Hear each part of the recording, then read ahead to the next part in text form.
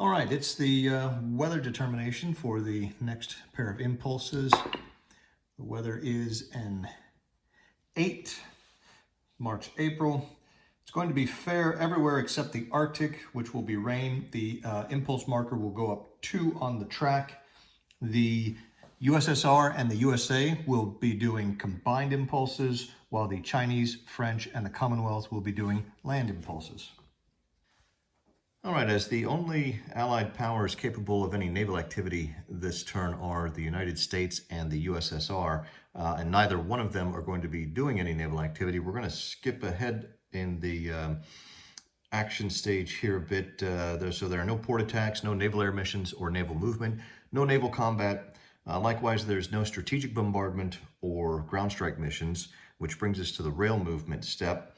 The Soviets, doing a combined, have 1 rail move, and they're going to use that to ship Timoshenko up to the forest position we had talked about earlier. And neither the French nor the Commonwealth have any rail moves, which brings us to the land movement step. The Soviets have 5 land moves per the activities limits chart for their combined, so we'll get with that. The problem is, you can see that the Arctic weather zone dips way down into Romania here. So with rain, all of the land movement costs are doubled, which is really going to slow the Soviet redeployment down even further. We'll start off, we'll get this artillery unit to move 1 hex. Then we'll have this mechanized corps go 2, 4, 6. That's the first oil-dependent unit moving, so that will be free. And then that's 2 movements, and we'll have the Siberians move up here to join the mechanized corps. That's 3 movement. And I think for the next move, we'll go way up north here in Vilna. We'll have the anti-tank unit move into this forest for 2. That's 4 moves, and the 5th move for the Soviets will be out in the far east. They'll just make a small little adjustment here. They're going to put this cavalry corps up into the mountains here where the resource is. That's their 5th move. That'll do it for Soviet land moves. Let's go take a look at the French and Commonwealth land moves. Well, I lied when I said the Commonwealth didn't have any rail moves. They do have 1 here in India. They're going to rail the Delhi militia down to Bombay, where it can get picked up and taken to somewhere where it might do some good. Now, over to Europe. Now, the French and Commonwealth have a decision to make here. Do they push into Belgium to meet the Germans, or do they stay where they are?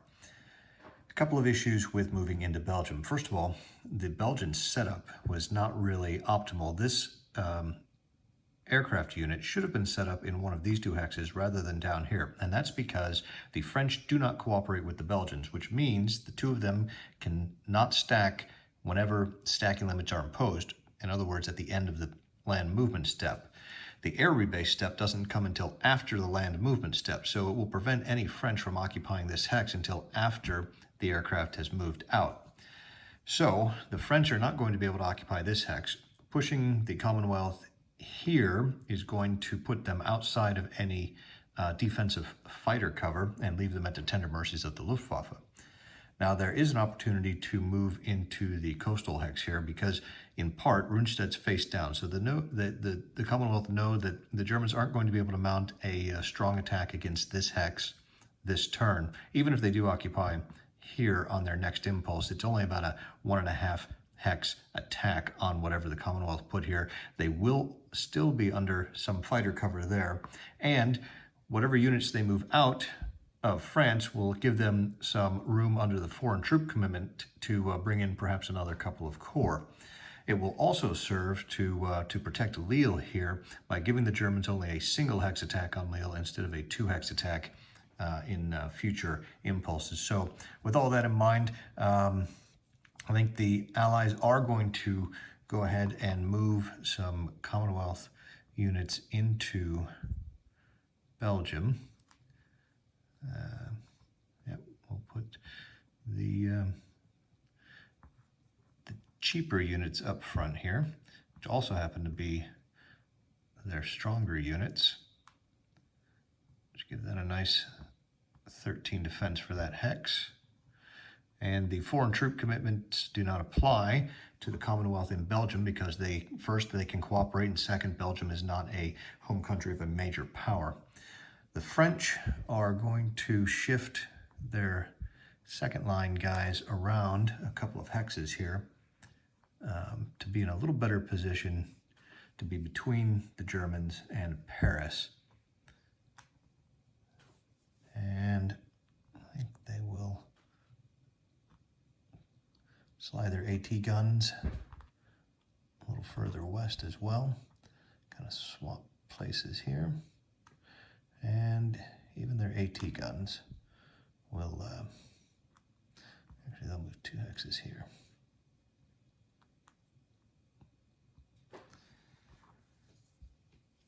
The French know the Germans can only launch a single hex attack here, and it will be across a river, so it's going to be halved on top of that. Their main worry is trying to stuff the Germans on the shortest path here to Paris, and we'll see what happens. The Commonwealth is going to, back in the UK, they are going to move this artillery unit into Plymouth so it can redeploy next turn when the transports show up.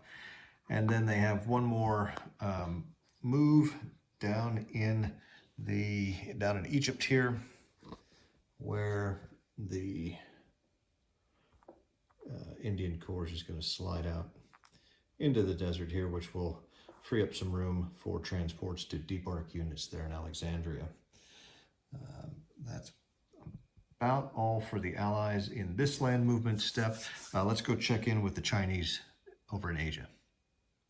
Now, over in China, there are a few units that the Chinese are going to want to shuffle around down here in the south. They've got a couple of units in the front lines here against the Japanese, the Shanghai Militia and Peking Militia.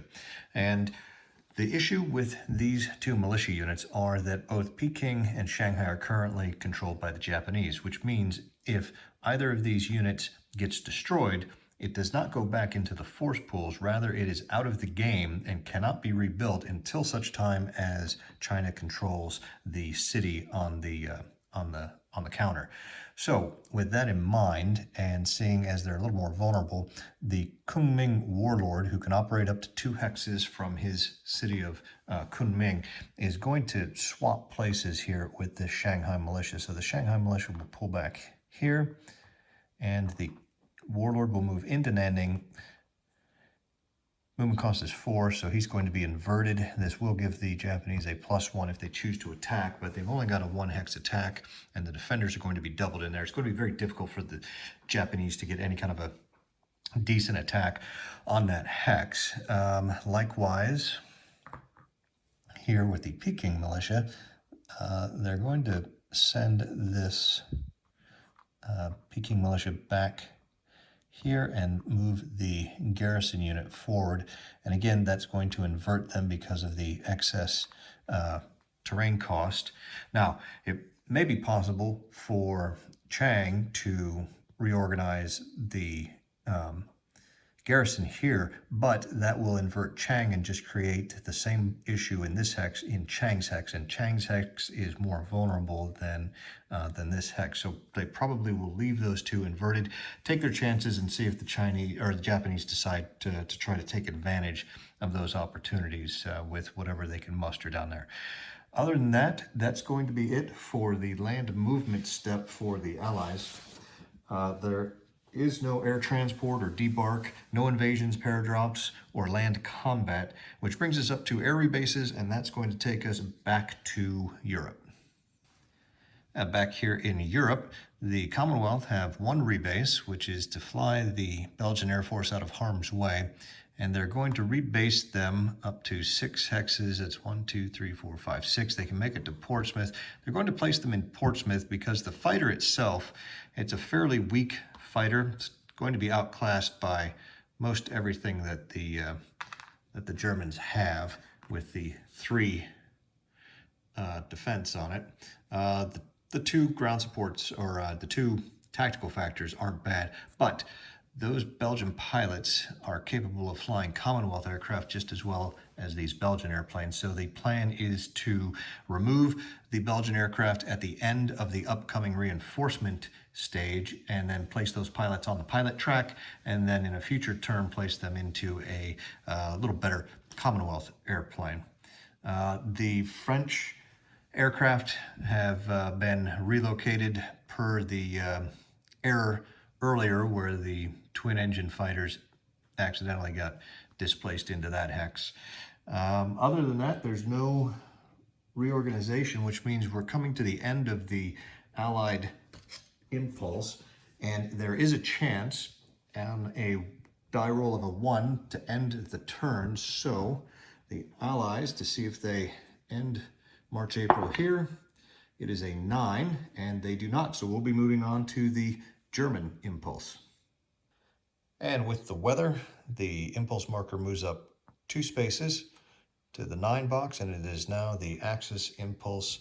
And at the end of this impulse, they will end the turn on a 3 or less. And before we move on with the Axis impulse, the rebasing of the Belgian aircraft did cost the Commonwealth 1/10 of oil to do so. They've paid for that, and we'll take a look and see what kind of impulses the Axis are going to do this time. Now, with no declarations of war from any of the Axis powers, they are moving on to choose their action type. The Italians are neutral, so they are stuck doing a combined, while the Germans and Japanese will both be doing land impulses. And since the Italians have no interest or no need to burn any oil right now, they're going to skip the naval activities, and with the other powers doing lands, that means we're all the way up to the strategic bombardment step. And there are no strategic bombardment missions, which brings us on to ground strikes. And for that, we're going to need to head to China. Now, the Japanese have decided it's time to start hitting the Chinese, and they're planning on attacking the cavalry corps here in the mountains. What they would like, though, is to get that +1 by having them inverted. So they're going to be sending in a couple of aircraft to attempt to ground strike it. Now, as a land impulse, the Chinese have 2 air missions, and if you look on the activities, allowable activities, you'll see that these ground strike missions do count against the limit of 2. They're going to send in this bomber out of Canton to strike there, and they will also send in the Kates from here. Now, because the Chinese have a fighter that might intercept, they're going to escort them with one of their fighters down here. They won't be able to wait to see if the Chinese fighters come up to intercept, because their range would then be halved to 3, and they would not be able to intercept the interceptors. So they're going to have to kind of proactively escort them and burn that fighter, which may be wasted if the Chinese decide not to come up and intercept. That's exactly what the Chinese decide to do, is to stay put, because they know now that there's probably an attack coming here, and the Chinese or the Japanese are perhaps going to be sending in some aircraft for ground support during the actual attack, and they're going to hold their fighters back in reserve, which means the attack can go through for the ground strike. The fighters obviously will not be bombing, but they have a 1 and a 2, and we'll just go ahead and roll those and see if we can get the low odds chance of flipping them. The red die will be the 2 bomber, and the green die will be the 1 bomber. And we got a 4 and a 10, so they both miss. The ground strikes have failed, which is kind of a common theme you'll find with the Japanese. Their bombers are not very good in general, so they will rebase back to where they came from. And that will do it for the ground strikes. By the way, the Japanese did pay the 5/10 fuel cost or oil cost for the land, and the Germans paid the 10/10 because they'll be doing quite a bit of oil-dependent unit movement over there. After the ground strike missions, we're on to rail movement. So let's head back to Europe and see if we've got anything going over there. Well, back in Europe, neither of the European axis have any rail moves to conduct, which will bring us on to the land movement step. And the Germans are content to just push forward in Belgium up to the Allied front lines in preparation for their impending attack at the beginning of the May-June turn. They'll probably end up shuffling some more of their air units forward as well and getting them into position. So not much to see here. I'll go ahead and take care of the German moves, and then we'll head back over to Asia for the Japanese movement. All right, back in Asia, the Japanese, in their combined, get a total of 3 land moves, and they're only going to need 1 of them as they move the motorized corps into the mountains here in preparation for the attack on the Chinese cavalry unit. That will do it for the Japanese land movement step. There are no invasions, no paradrops, no debarking of units at sea, which brings us to the land combat step. First thing we do is announce all attacks. The Japanese have 1 attack that they're going to make, and it is going to be these 2 hexes here are going to be attacking the Japanese cavalry unit in the mountains. So we'll resolve that combat. Normally resolve in any order, since it's the only one. That makes it rather easy. The next thing is whether or not, shore bombardment. Obviously, it's not a coastal hex, so there's no offensive or defensive shore bombardment. Now we move on to HQ support. And given how relatively late in the turn it is, the Japanese will go ahead and have Terauchi provide offensive HQ support in the attack. The Chinese do not have any HQs that are eligible to provide any defensive HQ support, so that will result in a +1 to the Japanese die roll.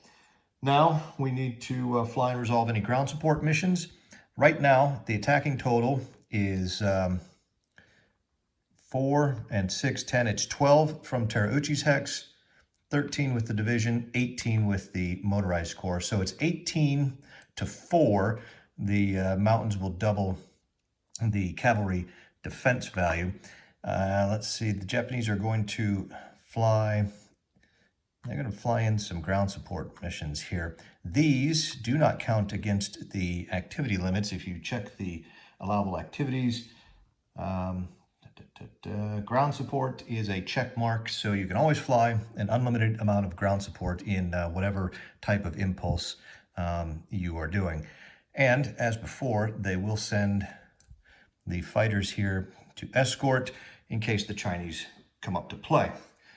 This is what the Chinese have been waiting for, the opportunity to maybe keep this a 4-to-1 attack versus a 5-to-1 attack is worth it. So they're going to send up their fighters, which is going to bring us to, I believe, our first air-to-air combat. All right, both sides have now set up their fighter and bomber streams. You can see the Chinese here on the left, they only have fighters. The front fighter for the Japanese will be their only fighter escort. And we have the bombers set up from front to rear here. Now, the air-to-air value of the Japanese Nate is a 4 compared to a 2 for the Chinese Goshawk, which gives the differential as +2, -2 in favor of the Japanese. Now, the non-phasing player will roll first, so the Chinese will make their first attack on the -2 column on the air-to-air table. Let's see what they managed to roll here. 12. So a 12 at -2 is a DC result, which means that the defender, the Japanese player, will clear through any one bomber of his choice. So he'll send the Nels and clear them through. And the Japanese now attack with a +2. A 16 on the +2 column of the air combat is a DX. It is a yellow DX, which means the pilot will survive if shot down over friendly territory, which is the case here. So at the end of the first round of combat, the Goshawks have been shot down. However, the pilots do survive. So we will mark that on the pilot track, give the Chinese 1 pilot. And as there are no remaining Chinese fighters, the other 2 Japanese bombers are cleared through, and we can move on to resolving the ground attack. Just a quick post-battle note on the Chinese aircraft. Since it was destroyed, the Chinese player does have the option to scrap it instead of returning it to the force pool. Normally, a not very good fighter like that would see the scrap heap. However, Chinese aircraft are not that numerous, and anything they can get will be a help, especially considering the fact that once the Western allies are at war with Japan, chances are the frontline Japanese fighters won't be in China. So it may do some service yet later on in the war. So for that reason, the Chinese are going to not scrap the unit, but instead return it to the force pools. So returning to the battle at hand, the entirely successful air battle has resulted in all 3 Japanese bombers making it in to provide ground support. We'll now rebase them. And for those of you wondering why the Japanese bothered to send 3 aircraft unit with 3 ground support points, which will bring the total to 21 to 4.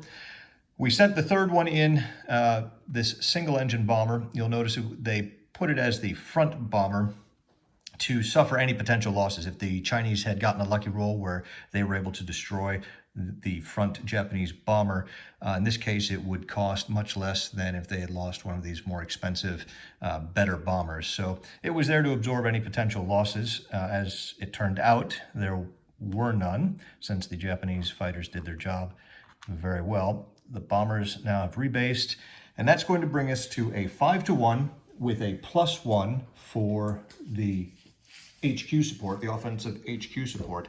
Anything but a 1, and this should be a relatively successful battle for the Japanese. All right, it is a 5-1 on the assault table +1. Here comes the attack roll. It is a 9, +1 is a 10. At 5-1 is going to be an */2S. So the Japanese corps is destroyed, and all of the attacking Japanese units remain face up. All right, implementing the result, the Chinese cavalry corps is destroyed, and it will go back into the force pool, and the Japanese will advance into the hex. Now, the division and motorized corps will advance in. However, the other units will not. The Shanghai Warlord is prevented from advancing more than 2 hexes away from its base here in Shanghai, and the headquarters unit and the artillery unit would both be inverted if they moved in because of the movement cost for the terrain. So that will do it for the advance after combat. And now that that is done, because Terauchi provided offensive HQ support, he's going to be turned face down. And we will finish up the combat thusly. Now to air rebases. There will be none for the Japanese, but the Luftwaffe back in Germany and Belgium have some rebasing to do. So let's head back to Europe and check that out. Now, as part of their land action, the Germans have 4 air missions, and they're going to use all 4 of those to rebase aircraft up towards the front. The Luftwaffe is very good, but its Achilles heel is range, and you will quickly find that out as you play the Germans. As bad as it is here in Belgium and northern France, when you get to the Soviet Union, it really becomes a major headache. That's 2... I think we'll send these guys 1, 2, 3 here, and then that should do it. With that, that completes the air rebases. No one has any reorganization, so we will roll to see if the Axis end the turn. The end of turn roll is a 3 or less. Let's see what happens. It is a 9, so the impulse marker will move up 2 boxes, and we are on to the Allies impulse. First thing we need to do for the Allied impulse is determine the weather.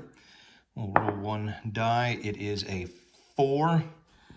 A 4 in March, April. Let's see here, 4, March, April. Looks like it's going to be snow in the Arctic, storm north temperate, rain in the med, fair in north monsoon, storm in south monsoon, rain in south temperate, and the impulse marker is going to advance 3 boxes. So not good weather here to finish out March, April, what very well may be the last set of impulses for both sides. As the Allies consider what type of action they're going to do this impulse, both the French and Commonwealth are pretty well satisfied with where everything is. There's not a whole lot they can do that's going to be of much value.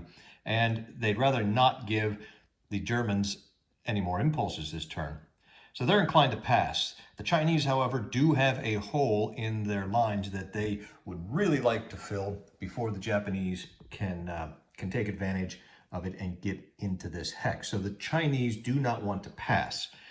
The Soviets, they would like to take advantage of the snow in the Arctic in order to move their troops into eastern Poland a little faster, but it's not a life or death thing. They could be convinced to pass.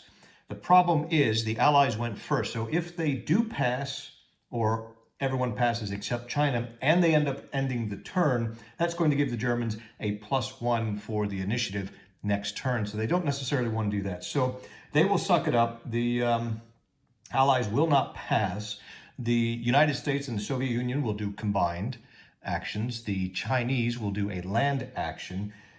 And for the Commonwealth and the French, they will probably do a land for no other reason, and everyone will just pay the oil cost as they go. So let's get into what will be a brief Allied impulse.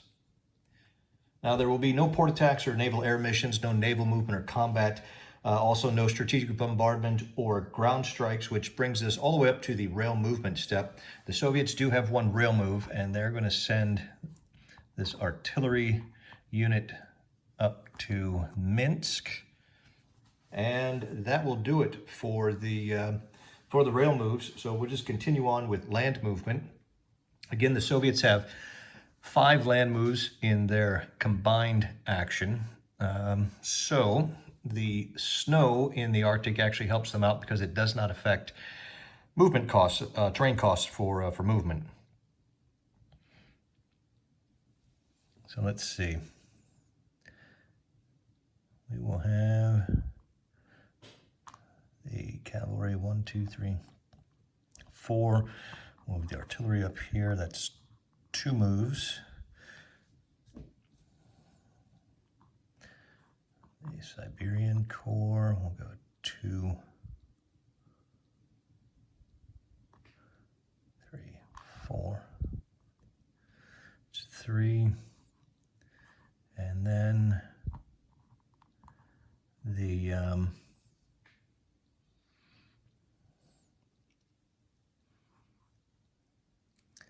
we'll get these guys. Where do we want them? We'll send them 1, 2, 3, 4, 5. That'll be the first oil-dependent unit, so that will be free. And let's see. I think that's it. I don't think we're going to waste 1/10 of an oil to move Zhukov because we can rail him in a future impulse without costing any oil. So I think that's going to do it for the Soviet moves, and now over to China for their land moves. Now over in China, the North Monsoon Zone down here in the south is actually clear. It's the only weather zone where we have good weather or fine weather this impulse, which will help. Unfortunately, either of these core units is going to be inverted when it moves into the forest, but I think what they'll do is shuffle the 3-2 core into here, slide the 4-2 over, and then also withdraw the division, which has the 3 movement points required to enter the forest, and he'll remain face up, which will allow them to pull back and straighten their lines. Not ideal. It would be nice if they had some more units to bolster the line, but we'll see what what the Japanese do if they get an opportunity next impulse. Back in Europe, the French are going to do one slight shuffle, and they're just going to swap these anti-aircraft guns with the anti-tank guns. They would have preferred the anti-aircraft unit to get to this hex, but they wouldn't be able to get to that hex without becoming inverted. So instead, they'll just do a little quick swap there. Won't impact the strength of the defense strength of this hex, since they were both pink 2s. Other than that, that's going to do it for the Allies, pretty much as a whole. No deep arc invasions or paradrops, no land combat. Don't believe there are any air rebases. No rebases, and no reorg. So the end of turn die roll is a 5 or less, and we'll see if the Allies end it here or if the Axis is going to get another shot. They are not. That is a 2. So that is going to end the action stage, and we're going to move on to the end of turn activities. Now, the first thing is that due to the Allies having both the first and last impulse in this turn, the initiative marker is going to slide 1 box towards the Axis, which will give them a +2 for the initiative next time, as well as winning ties since the Allies won initiative this turn. Now let's roll for partisans and see if we have any 5. Checking the partisan chart.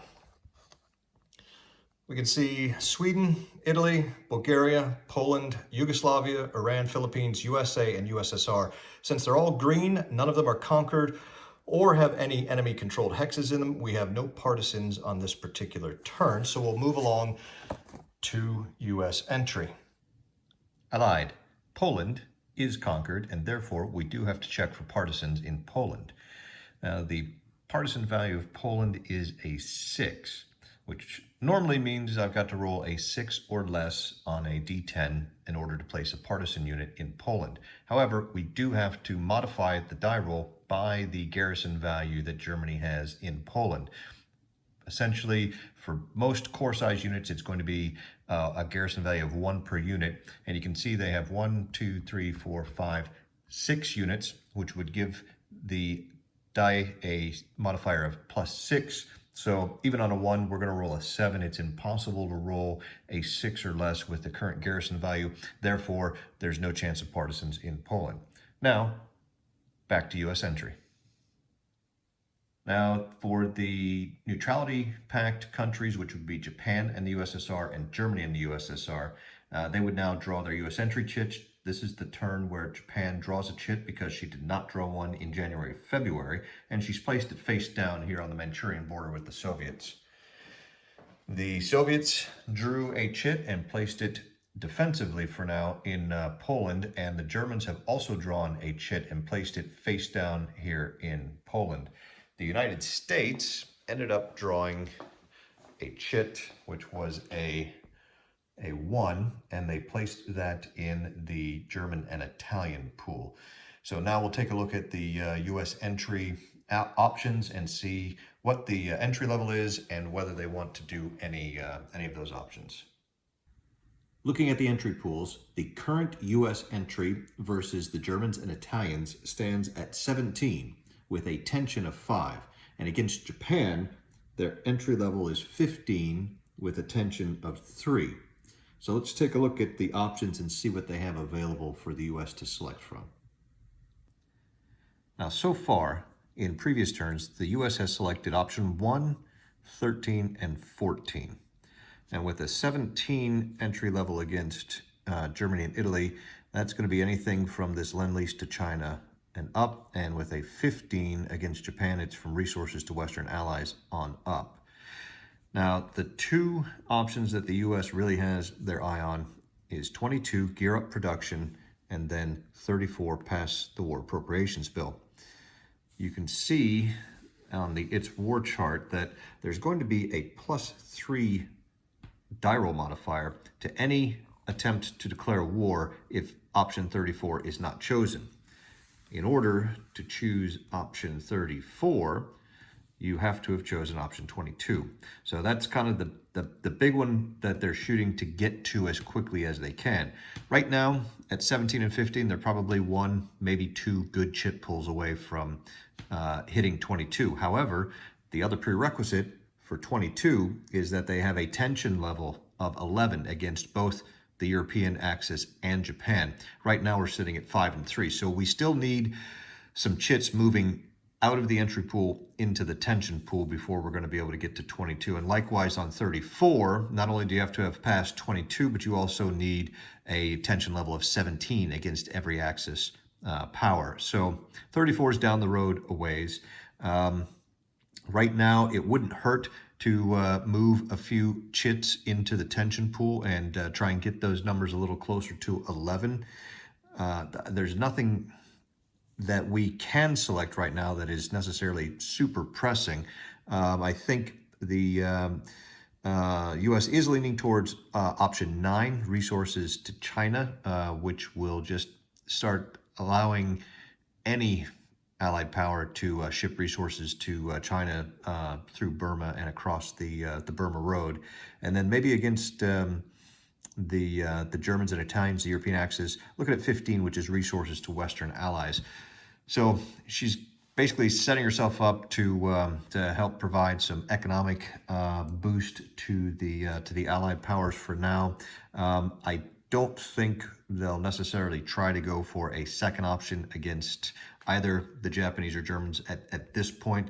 So let's go ahead and we'll resolve the, let's see, the resources to China is a 4, whereas the resources to Western allies is a 6. So we'll resolve the die roll for resources to China first, and then we'll do the resources to China, or resources to the Western allies second.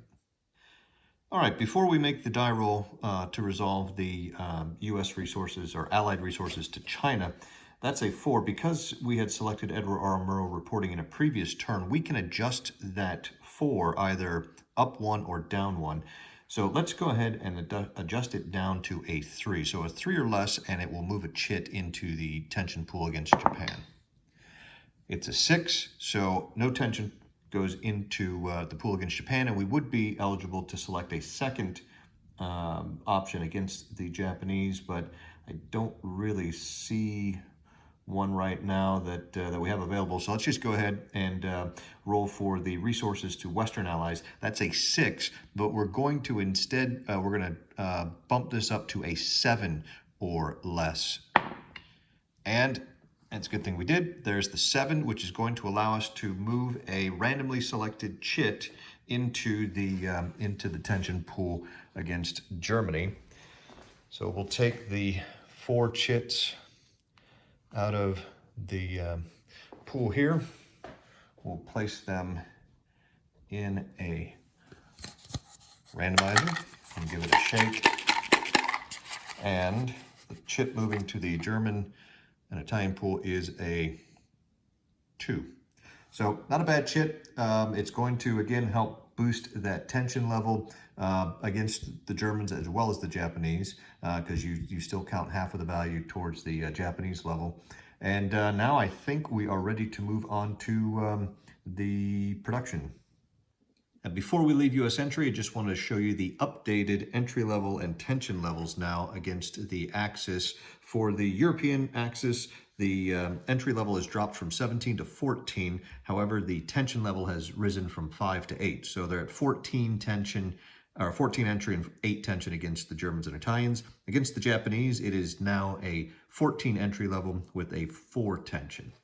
And I got a little bit ahead of myself. First, we're going to do return to base and final reorganization, and then we'll get into production. I will go ahead and I won't bore you with moving all of the pieces back to base and then in doing the final reorganization. So we'll catch up once I've done that, and we're getting ready to do production.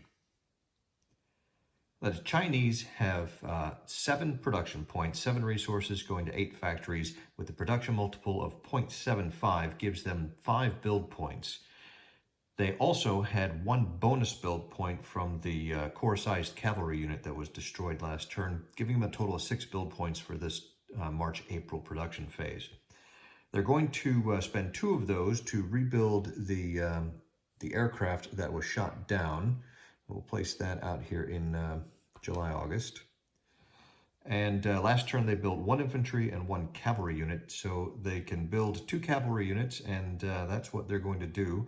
They're going to place those cavalry units out in September, October, and that'll do it for Chinese production in March, April. Let's move on and take a look at the USA. Now, the United States has 45 resources, since they're now able to bring in the resource from the Philippines. They are lending 6 resources, leaving them 39, and they're going to save 1 oil, which drops them to 38 resources, going to 40 factories. So that's 38 production points times their production multiplier of 0.25, gives them 9 build points plus 1 build point received from Italy. So 10 build points total for the United States. They are a long way off from entering the war right now, so they are focused on the naval building, since ships by far take the longest to build. And with that in mind, they're going to build 4 ships, which is what they built last time, laying down 3 surface combat ships from the force pool, and they're also building 2 convoy points. They will also build 1 carrier air group, or CVP, and train 1 pilot. Next, let's take a look at the Soviet Union. Now, the Soviets have a total of 30 resources and 31 factories. Of those resources, they are lending 7 of them to Germany, which will reduce them to 23 resources. They're going to save 1 oil, lowering them to 22 resources, going to 31 factories for 22 production points. Their production multiple is 0.5, which halves that to 11. However, they also add in 2 build points from Germany for a total of 13 build points this turn. Last turn, the Soviets built 1 armor, 1 infantry, and 1 cavalry class unit. So this turn, they're going to kind of continue that with building 1 armor. They're going to build 2 infantry this time. And they're going to build an aircraft. So let's see what France is going to be building. Now, France is able to bring in a total of 11 resources, 1 of which is oil. And she will save that 1 oil, giving her a total of 10 production points going into 14 factories. The 0.75 production multiple gives her 7.5, rounded to 8 build points. Last turn, she built 2 infantry, 1 cavalry, and 1 aircraft. And this turn, she's going to be building 3 infantry in the form of 1 militia, 1 garrison division, and 1 infantry corps. And she's also going to build 1 fighter for a total of 8. Next up is the Commonwealth.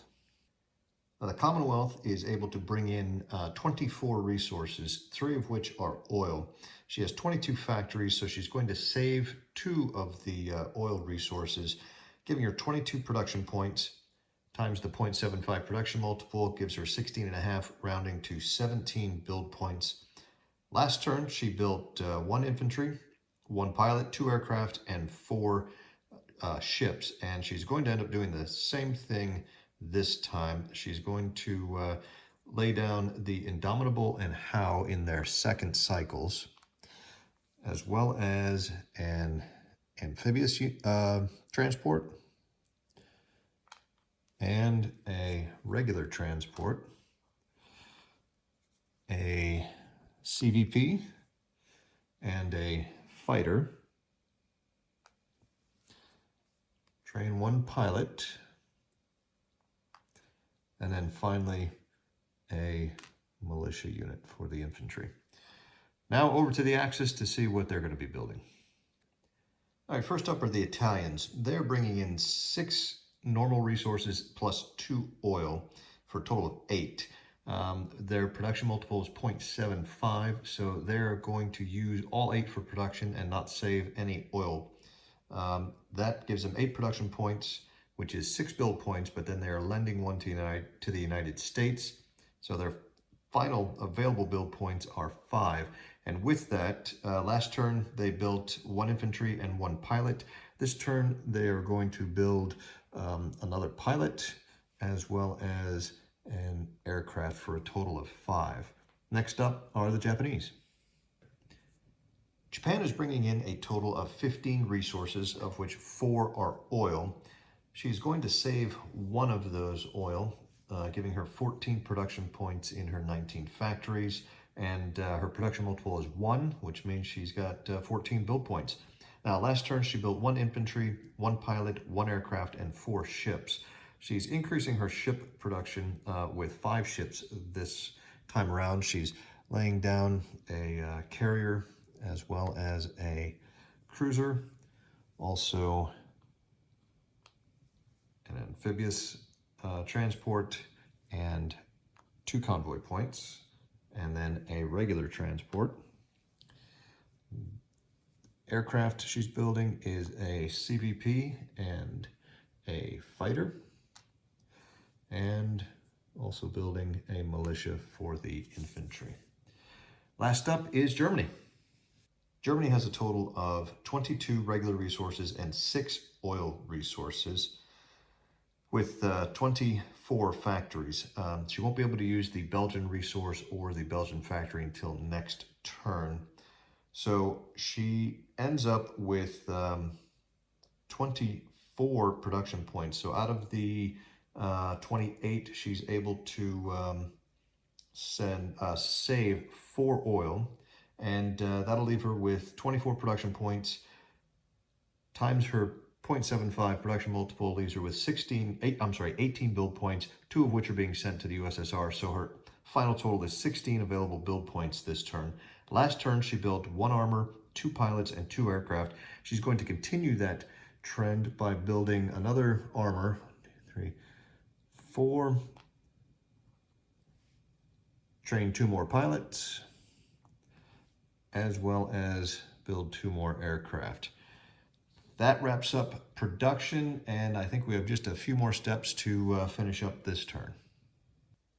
We're not using the intelligence option, so we'll skip that phase and go straight to the peace phase. The first step is the conquest step, and Germany has conquered Belgium by controlling the capital and all of the printed factories. However, they have only incompletely conquered Belgium because the Belgian Congo has not also been conquered by an Axis power, which means the Belgians are going to select the United Kingdom as their new home country, and that will allow the Belgian fighter here to remain in the game and continue the fight. There is no other conquest. There's no Allied minor support, no mutual peace or Vichy declaration, and no liberation or surrender. We're not using the facility, factory, and oil destruction options, which leaves just the victory check, and the game is far from over, so there's no victory to check on yet. That's going to be a wrap for the March-April 1940 turn. Let me know in the comments if you enjoyed this very detailed playthrough of the game. I'm leaning towards going back to more of a summary style for future episodes. However, I will go ahead and stop and give you sort of the blow-by-blow when something major happens. For instance, the impending German attack into France, or maybe the German Barbarossa invasion of the Soviet Union, a Pearl Harbor turn, something along those lines. So we'll maybe find a happy medium, because as you can see, it's a large game. This was a relatively short and fairly uneventful turn in the grand scheme of things. You'll see when this game gets rolling in 42 and 43, there's a lot going on, particularly after the U.S. is in the war and you have all the major powers going at it. So until next time, appreciate you watching, and don't forget to subscribe so you don't miss out on the next episode. There's guaranteed to be some action here in France, and we'll see if the Allies can stop the Germans cold, or if it's going to be a quick Vichy declaration.